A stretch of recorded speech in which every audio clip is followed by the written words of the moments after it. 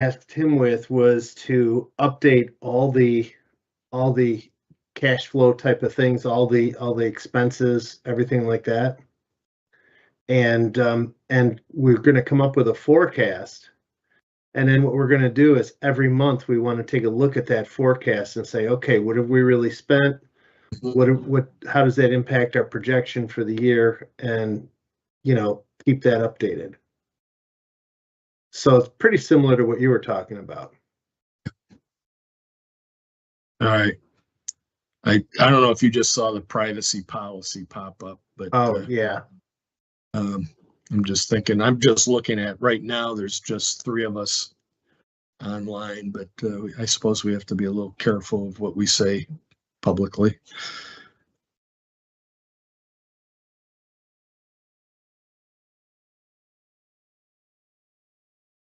Just you and I and Courtney right now. Matt, I believe Mac and Mark and Greg were going to come on site for the meeting. Okay.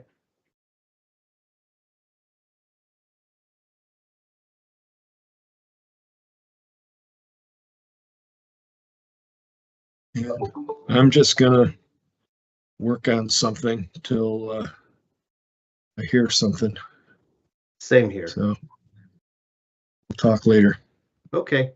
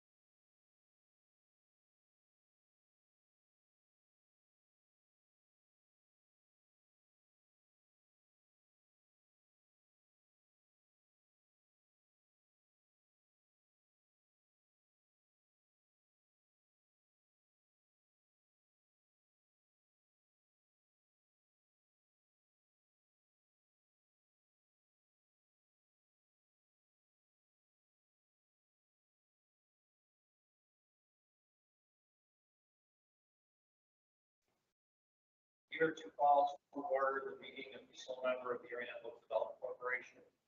As the county executive in my ex officio roles, position as the sole member. I want to thank everyone for joining here today. The board of directors meeting, as my understanding, will follow upstairs, not here, but as a sole member, I do have responsibilities. And one of those is to pass a resolution of the sole member of the ErieNet Local Development Corporation authorizing the appointment of Jason Petting, Boston Town Supervisor, Martha Beyer, and Dr. Elizabeth Reyes as members of the board of directors of the corporation, authorizing the amendment of the corporation certificate of incorporation bylaws. Well, to change designated board of director position from the Erie County Deputy Budget Director position to the Erie County Budget Director. Not a big deal, but anything. And taking such other actions as here described. The resolution itself, which I'm not going to read all the whereas clauses, but we need to acknowledge and read the actual approval section for this. I am the sole member, so people understand the actions that are taken. So therefore, the undersigned hereby authorizes and approves. The member of the corporation hereby appoints the following persons to serve as directors of the corporation under the terms outlined in the bylaws of the corporation: Jason Petty, Martha Beyer, Dr. Elizabeth Reyes. Member hereby approves of and believes it advisable and in the best interest of the corporation to constantly title the director change, hereby authorizes and directs the certificate of amendment to be prepared and filed. The bylaws of the corporation be amended, along with any and all appropriate applications or filings that may be necessary, advisable to accomplish the title of director change. Change the title of the designated Erie County Deputy Budget Director ex officio director position now be identified as the Erie County Budget Director. That certificate amendment to be filed, and such amendment to the bylaws of the corporation to be made upon the appointment of the individual currently occupying the Erie County Deputy Budget Director position to the Erie County Budget Director. Third, member hereby acknowledges receipt of the report of the corporation's audited financial statements for the fiscal year ending December 31st, 2023. And accept same from filing in the records of the corporation and entries in the minutes of the annual meeting of the sole member. Fourth, directors and officers of the corporation be, and same hereby are authorized and empowered and directed to do all things and acts to execute all documents as may be necessary or advisable proper to carry on the business of the corporation. Fifth, a member of the corporation hereby affirms and ratifies the action taken heretofore by the incorporator and all initial directors of the incorporation of the corporation, and these resolutions will take effect immediately, and I can sign them so we'll speak.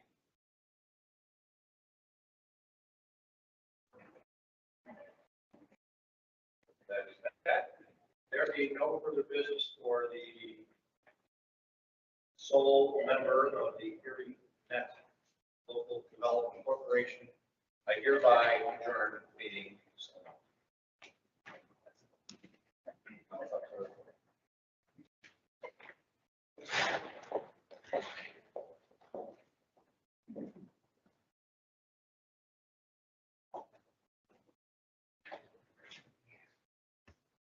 So thank you and good afternoon.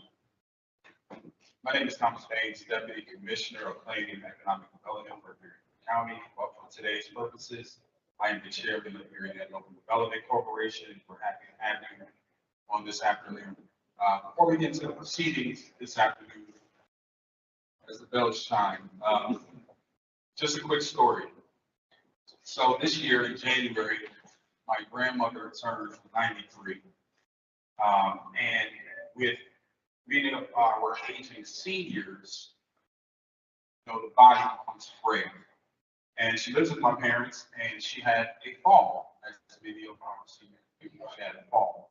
And luckily, my mother was there in short order to pick her up off the ground. She had no injuries, but it caused a scare in the family. So as good families do, we convened a meeting, and we decided to take some steps to make sure that she didn't fall without someone being close thereby and being able to access her. So what do? put cameras up, put Alexa devices around the house so she can yell out if she were by herself. To her chagrin, she was under deep surveillance by the time we were done. But I think as we're going through the process of working through ErieNet, those are the type of stories that speak to me and keep me on the path of what we're doing. And with all of those devices that we put in place, all of that is connected by broadband, all of it. And it's connected by reliable broadband. And that's what you're doing with here.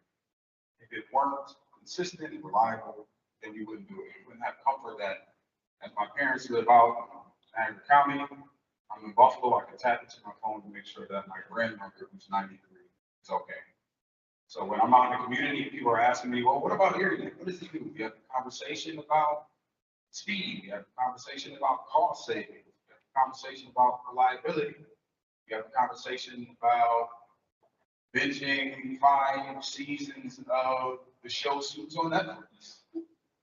But we also have a conversation about what it means for 5 minutes for my grandmother on the floor versus 5 hours.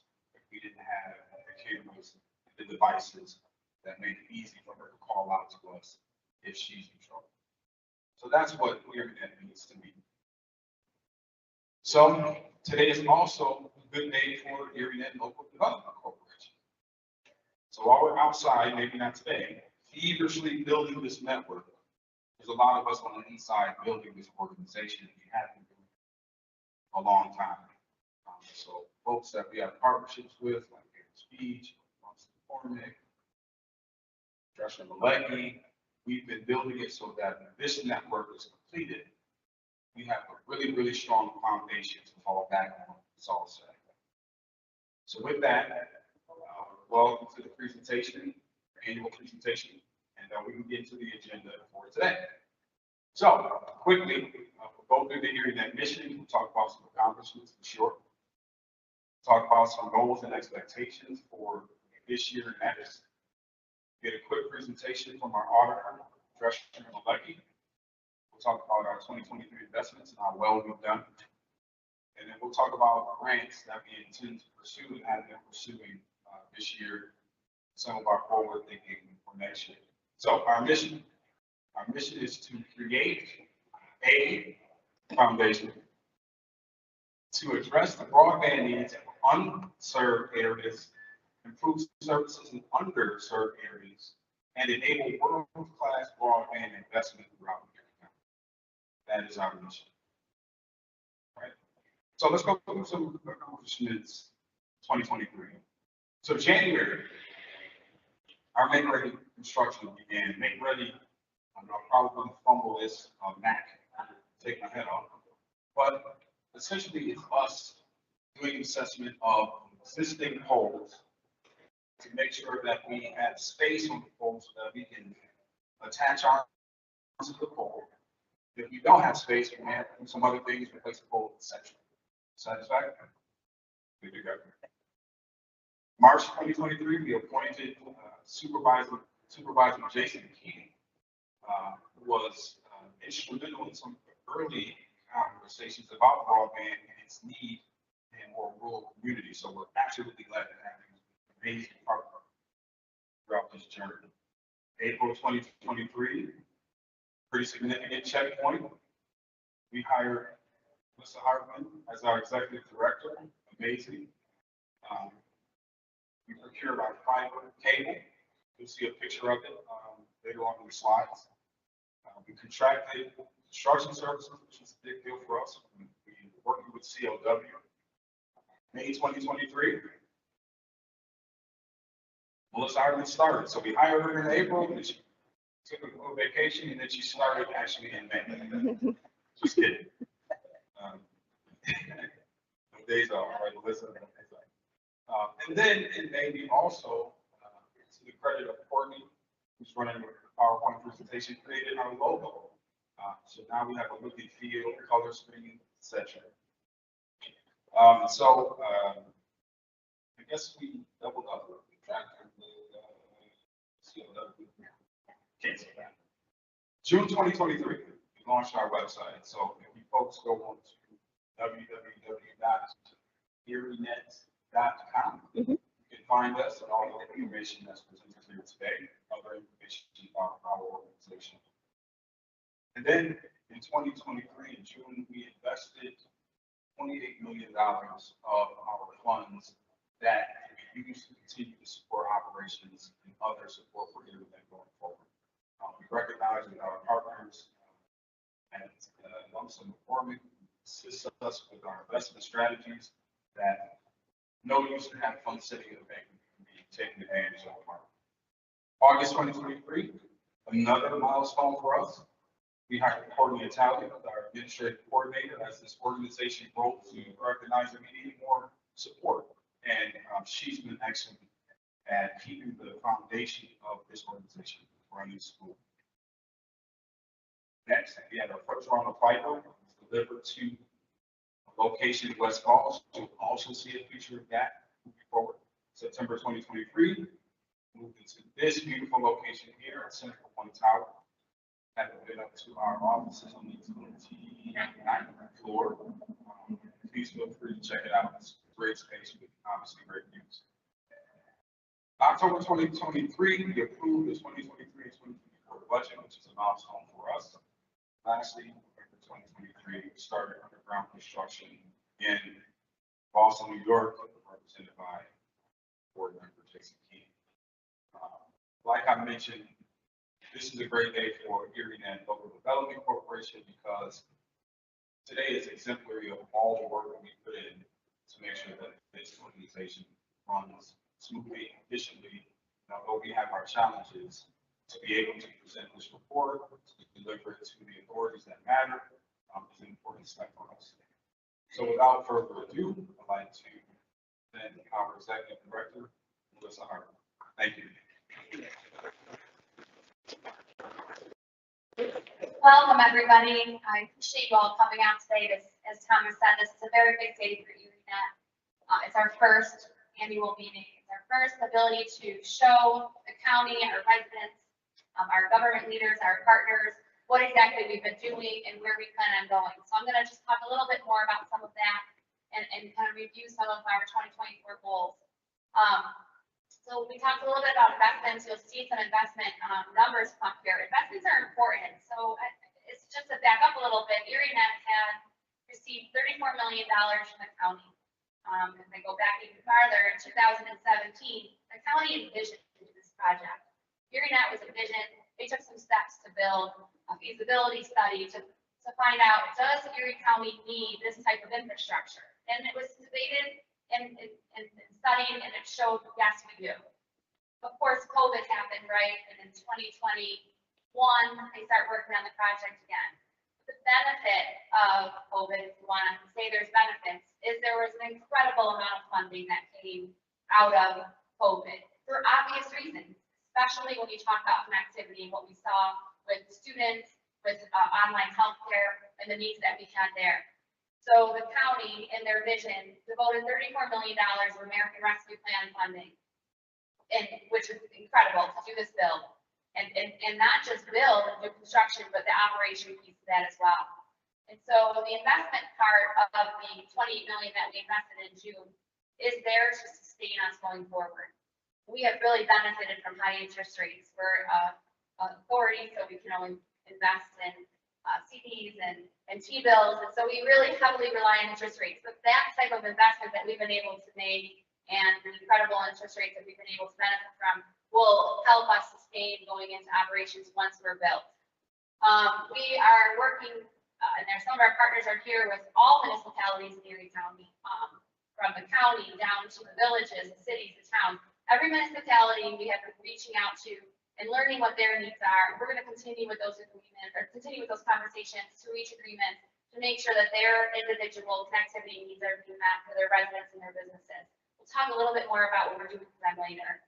Outreach. So we have primary goals, right? Our primary goals is to connect every municipality in Erie County. And our initial build, our 400 miles, will do that. But we have other goals that are within our primary. And that is hospitals, education. We want to make sure that those that need to be connected from higher education, secondary education, charter schools, to our hospitals that have obvious connectivity needs. We know that they're suffering in wireless issues. So working with the wireless tower companies who need fiber to support those wireless issues. All of those are part of our primary goals, and we'll be continuing to work on those in 2024. And then, of course, this is not huge knowledge, but we are working with our legislative bodies to help us move these municipal open access networks to be tax exempt. You know, not all of them maybe, but we're hopeful. A municipal open access network is there to support its infrastructure. And our goal is to help our legislators understand that this is a need and an infrastructure piece that is vital to the community. And if we tax, which they're subject to now, it kind of defeats the purpose of having a low-cost alternative to our government and municipal partners. So we're working with New York State and Erie County to try to make sure that people understand that, and so that we can not just further Erie County's goals in promoting these open access networks, but that we can also promote the state goals, which is to build infrastructure across New York State to help municipalities. And then our construction goals. So the best question I get, and the one I get the most is, when will you start construction? And as soon as this stops, we'll be starting construction. And everyone, I always kept saying, well, when the weather breaks, we've had a really nice winter, so until today. But as soon as the snow is gone, we're anticipating April, we will actually start stringing fiber. About 85 to 90% of our initial 400 miles will actually be on poles, utility poles, and then about 10 to 15% of that will be underground. So underground construction needs the ground to be thawed, although I think it kind of is, but until today. So we anticipate that we should be fully engaged on a regular schedule. 10 miles a week, I believe, is the goal to get that going in June. We hope that, or we are building a point of presence, which is an area where the utilities can connect. All of our fiber and the utility companies, or the ISPs, internet service providers, be using connect. It's actually being built into the RAPS building. Thank you, Erie County, Mike ErieNet, for that space that we're leasing. That should be done by August, so this few months. I feel like that's not that far away. And so we'll talk a little bit more about the whole project goals in a second. But first, I'd like to invite up Luke Malaki. He's just going to briefly present the audit findings. Thanks, Melissa. Not as exciting as everything else going on, no doubt, but it is a requirement for me to talk, so thanks for having me. My name is Luke Malaki. I was the engagement partner on the external audit for ErieNet. This is the first audit that they've had with actual significant activity. It's the second year in operation, but the first year that they did have some significant investment into the broadband. We did meet with audit and finance and went over the financial statements in detail. The purpose of this is just to get a very quick overview on how that financial statement audit went. We are hired as an external auditor to perform tests and procedures around financial statement balances that are reported and prepared by Melissa and their outsourced accountants, Munson and McCormick. We did perform that audit and determined that they were free from material misstatement and otherwise can offer a clean and unmodified opinion.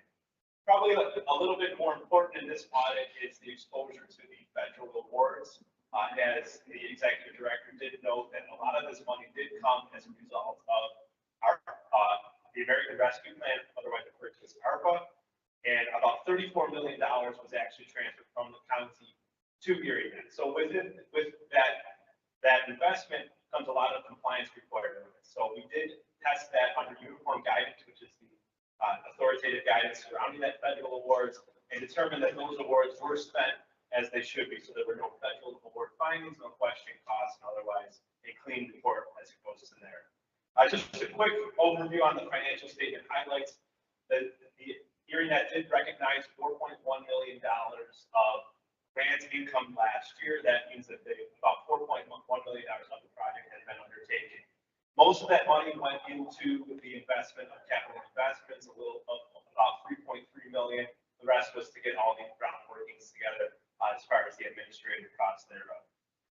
As it stands at the end of December 31st, 2023, there are $29.9 million of ARPA money remaining in the bank accounts and investment accounts ready to be spent. So that's the conclusion of my very brief presentation, and I will turn it back over to the executive director. Thank you. So we do have to check some things off of this meeting, so we're checking that off. That's very good news. Thank you. Next, as I briefly discussed, we were able to invest $28 million. Another highlight of our financials. We actually, at this point, have already realized over $1 million since our investment in June, which again will help us move forward with operation costs going forward. And it's not subject to the ARPA rules. It can be used post 2026. There. So this is our big exciting news. Well, hopefully it'll become very exciting.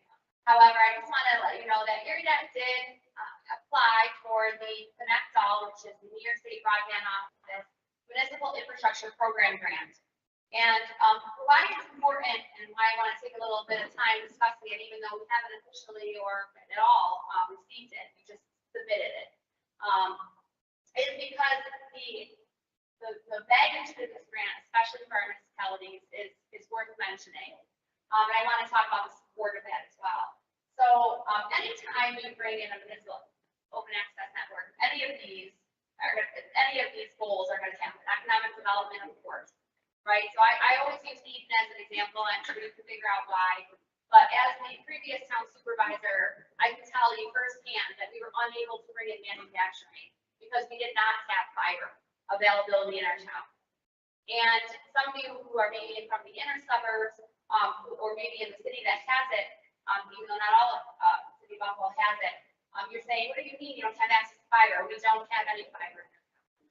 And so that presented a huge issue with this manufacturing part that we have, because they need to be able to connect. They need to be able to have that higher speed. They need to be able to have more secure internet access.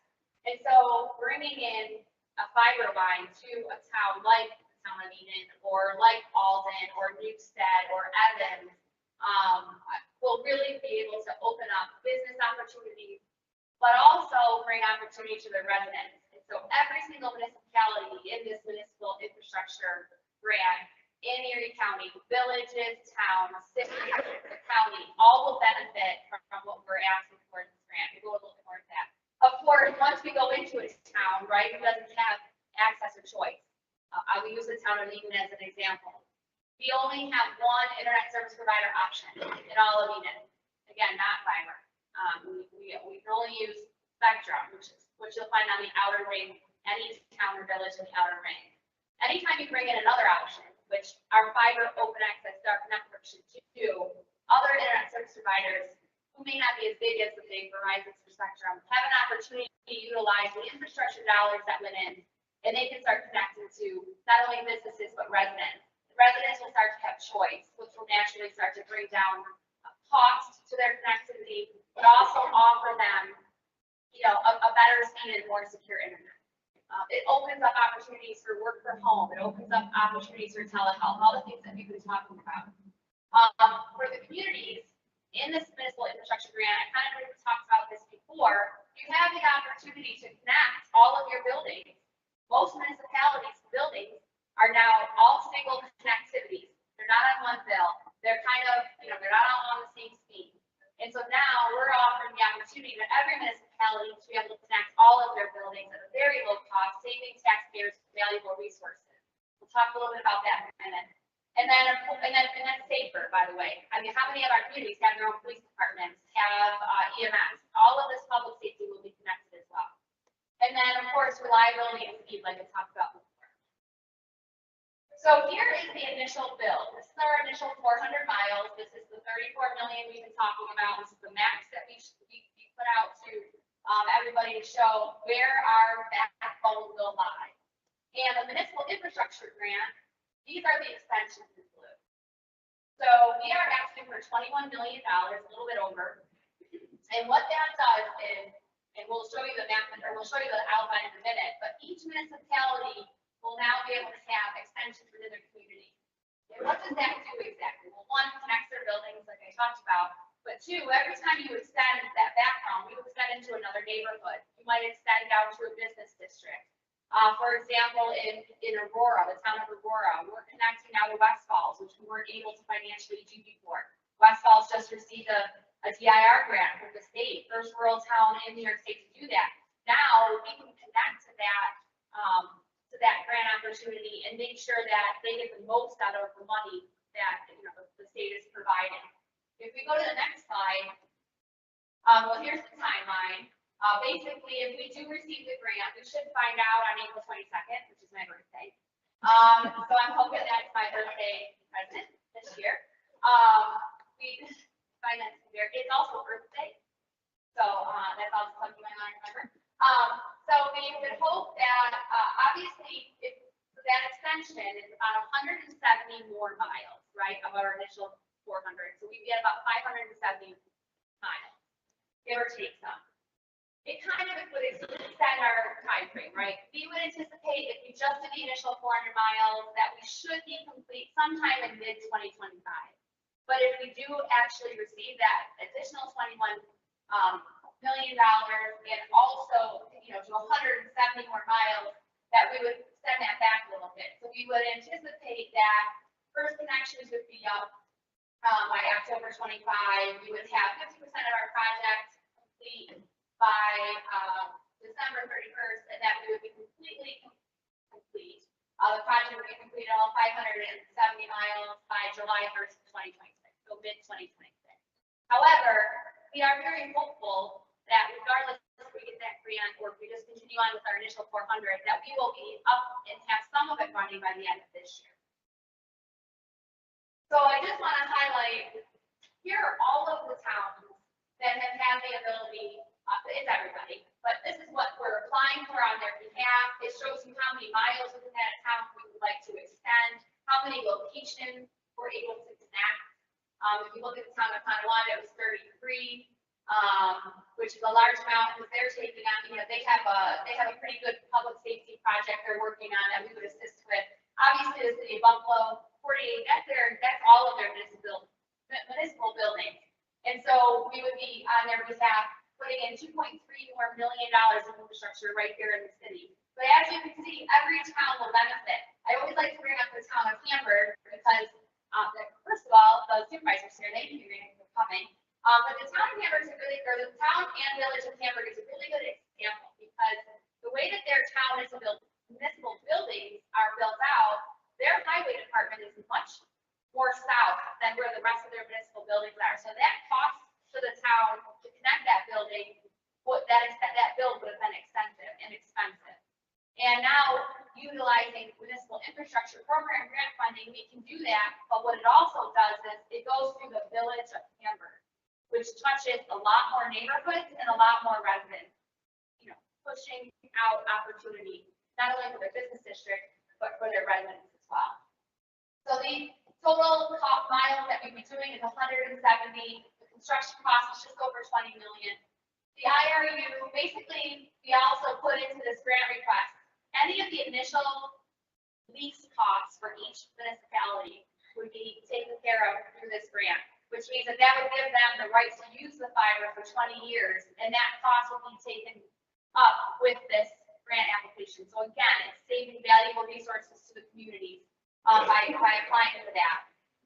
So we applied for just over $21 million, and we have an additional 327 municipal locations, which is would be a game changer for Erie County. So we're very hopeful, keep your fingers crossed, that we are selected in that grant process.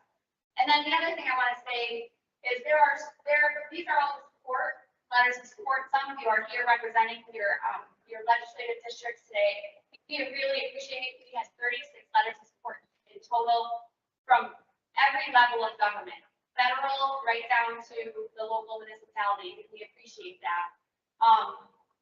But what I want to say is we are in a time where infrastructure is no longer a want, broadband infrastructure is no longer a want, it's a need. And we are incredibly excited to be a part of ErieNet, being a part of making that happen for our residents in Erie County. Also, we are excited to know that the grant funding that's available doesn't stop with this Connect All ARPA funding that we are applying for.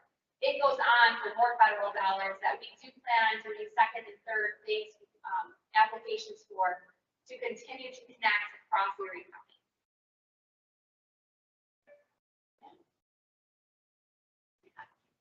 So I want to thank everybody. Down here is a list of our partners. As Thomas said, we couldn't have done this last year and a half without our partners. They've been an incredible help to us in building the foundation of ErieNet to make sure that when we do start to build this and we start to bring in customers, when we start to realize the benefits that the ErieNet is doing for the communities and what more we can do, they have built a strong foundation with us, and we know that we'll be successful in the future. Thank you very much for coming. That's our presentation.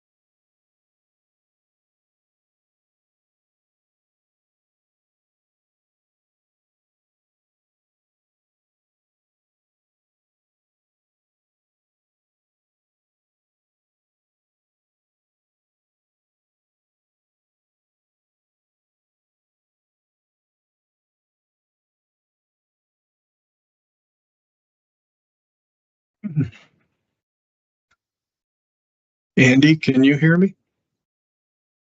Yeah. All right. Is there anyone at the ErieNet meeting that can hear us?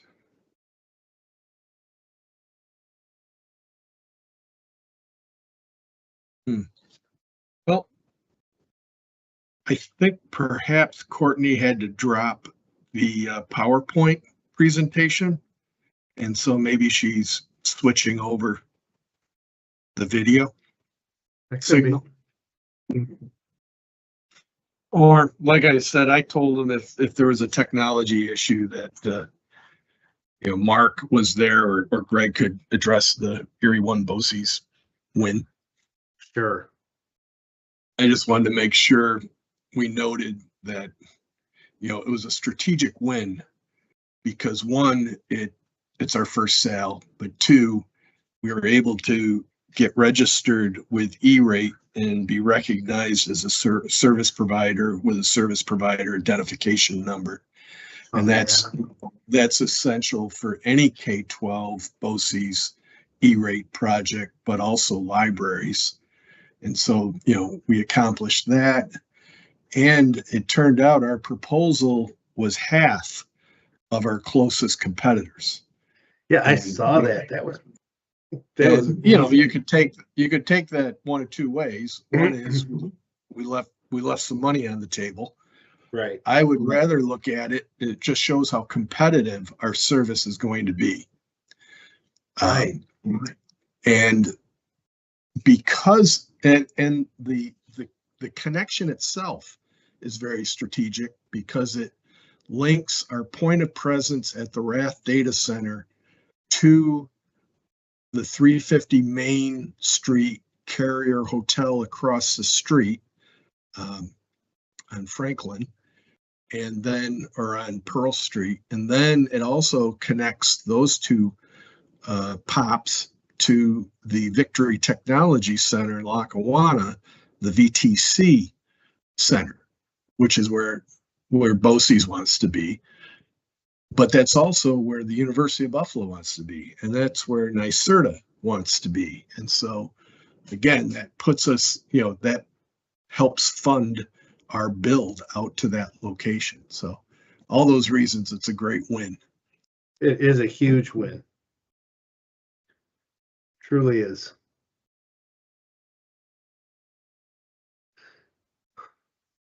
So we're just going to hang on for a little while then? I guess I'm just typing away in the background. Are you going to go into the 3:00 lessons learned meeting? Yeah. I got so much going on right now. Hopefully. Yeah. Hopefully it won't take that long. Well, if you're jammed, I mean, you and I pretty much know what the lessons are. Oh, it looks like we're back on. Okay.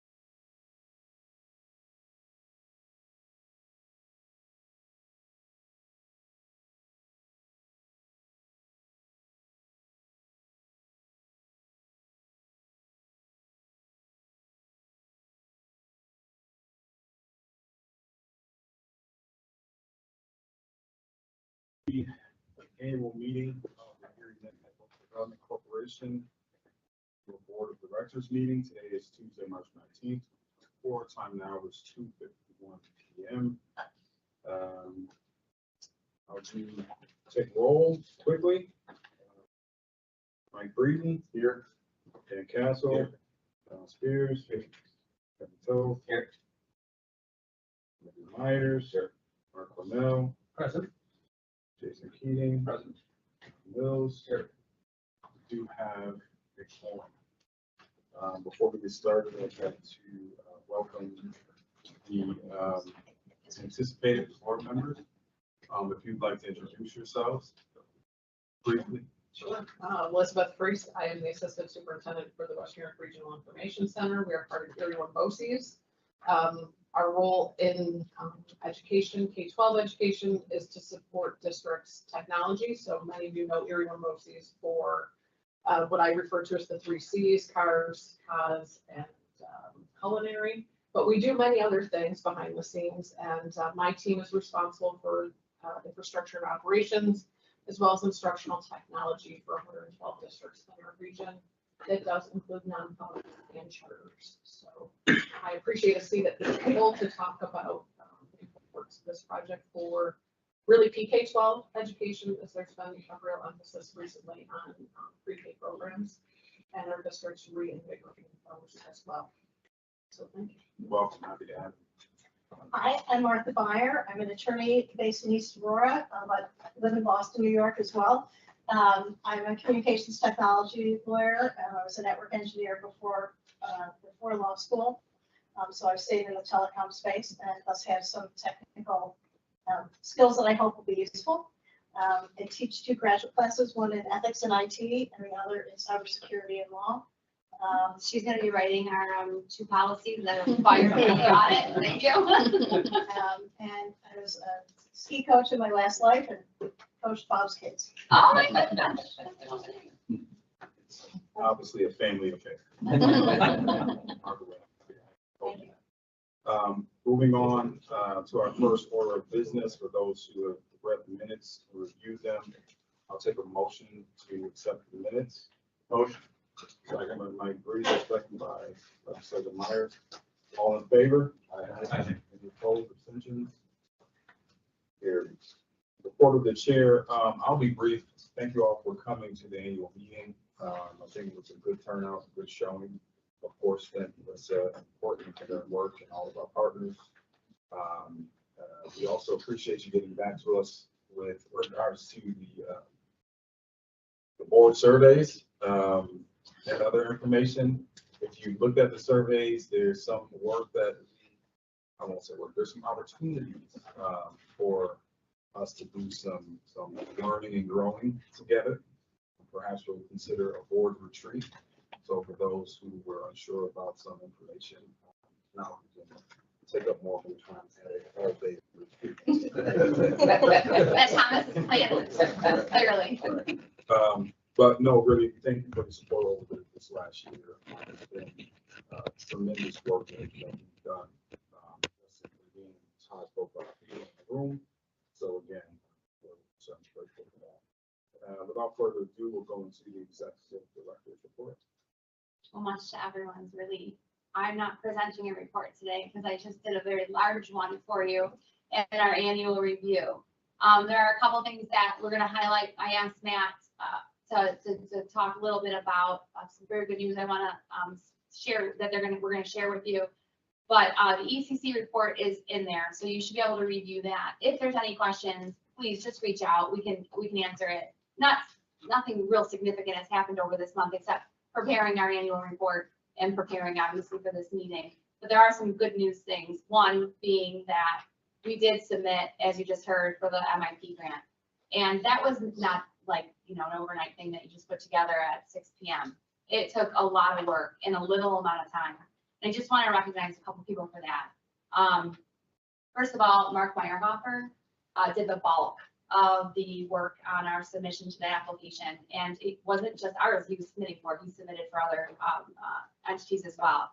And so I think ours went in first. thank you. But it was an incredible amount of work, and not just Mark, but Greg as well. Matt contributed, Matt, of course, and their whole team. They have a whole team behind us that you've not all met. But putting together the data, the statistics, the funding, the maps, the, wording, what are we going to use here? How are we highlighting ourselves? How are we standing out? Courtney, same thing. She did, she does all the background work. I don't even know what the heck she does, but she can log into that thing and know when people are logging in. And it's amazing. But the team effort was there, and I think we submitted a really excellent application. I do feel really still good about it, but you just never know, right? But keep your fingers crossed. It's a game changer for our project, and much needed for the municipalities. And so thank you. Really, the bulk of the work came from ECC, and we're very appreciative of that. The other thing that Matt is going to describe is for you on the report. Also, just real quick, the financials are also in there. So again, just please review those. Those are things we usually go over in my report. But Matt, why don't you talk about our first customer, our first sale? Oh, you're not here. Hold on. I can hear you, Matt. Oh, yeah. Sorry about that. Yeah, that was great news, and congratulations to the board for a successful, productive year. And Missy, great launch since you've joined the board as the executive chair. And so a little background: in order to submit this proposal to Erie One BOCES, the first step was to get our E-rate service provider number, where we get recognized by the Universal Service Fund for schools and libraries as a service provider. And we get issued a SPIN number, and that's very important for K-12 when we want to quote to K-12s for broadband connections, but it's equally important for all our library quotations to come later this year.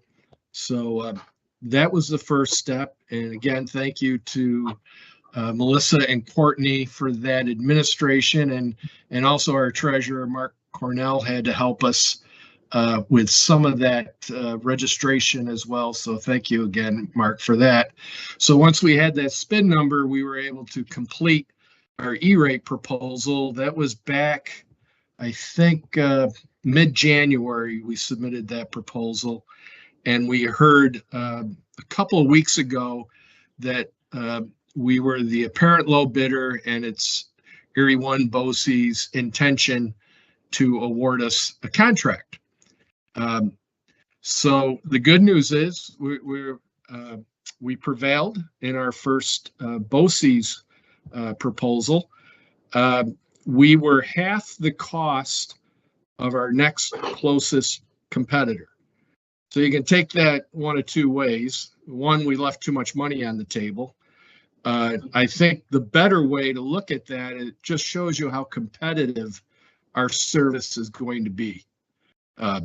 Because, we covered our costs, and there's a little extra money in there to show a return on investment.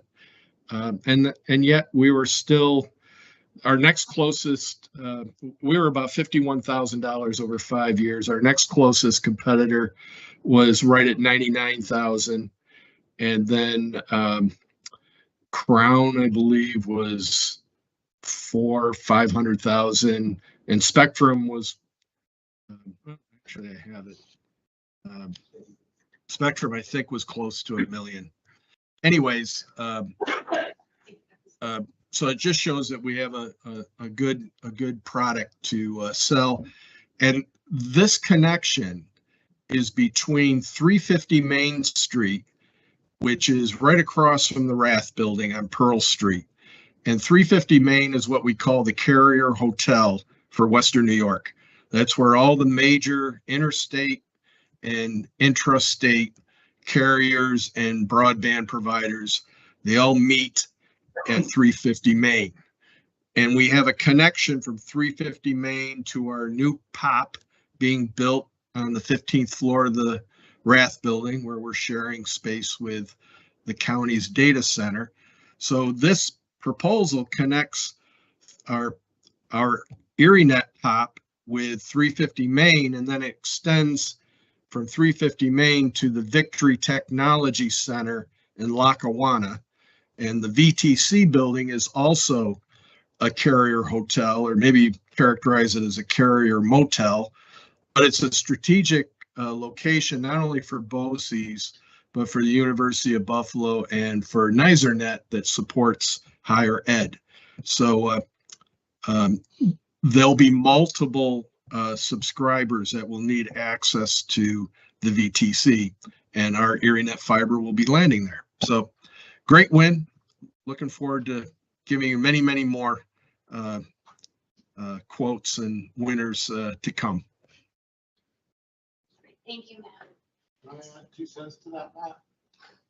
Go ahead, Matt. So we're gaining another POP that you can see like Lackawanna, which is where BOCES is. We only add 9 poles to the network. The build is like that big. Yeah. That's the kind of build we want, where the construction cost is minimal and the benefit is huge. One other thing I'll add is that UB has reached out and they did their CIO has left. They went down south. Slightly jealous, South Carolina, University of South Carolina. So, but anyway, they're interested in, Matt, mostly Matt, I sat on that and say anything, but Matt and Greg met with UB this month. So that's going really well. And they have some interest. Obviously, they have a big AI announcement. They're going to be doing that AI center. I'm sure that plays a role of why they're reaching out. But that'd probably be the only other big update I would add to the top of those 3 that we've talked about. So, and because we have a big agenda, I'll be quiet now and let you take over. Just to close that topic out, Greg is pulling together an E-rate quote for Lancaster schools. And so we're going to just see, each of these districts as they come up for renewals, we're quoting on the fiber that interconnects their buildings. Typically, it interconnects back to the high school. Sometimes it interconnects back to a district office. But so every school district eventually comes up for rebid on these types of opportunities.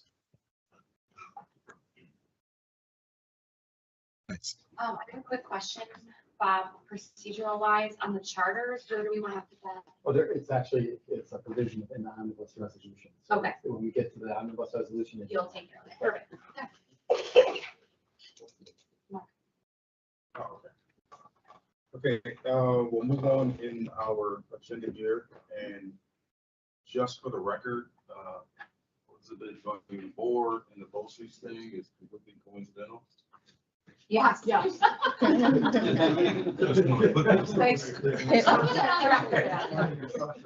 She was not part of the negotiation. We got this going on. Now. It wasn't $50,000 and Elizabeth. That was totally coincidental. Strategic conversation. Put that on the record. So we'll get into the committee reports now. Our committee chair on the finance committee is Mark Cornell. If you want to present from the committee. Certainly. So earlier this afternoon, the Audit and Finance Committee met generally to go over the draft 2023 audited financials. I don't want to get too much into it because I think Luke really hit just the major points, which were that we had an unmodified clean opinion, which is what you would expect for a relatively new organization going on necessarily on the books, but it's good news nonetheless.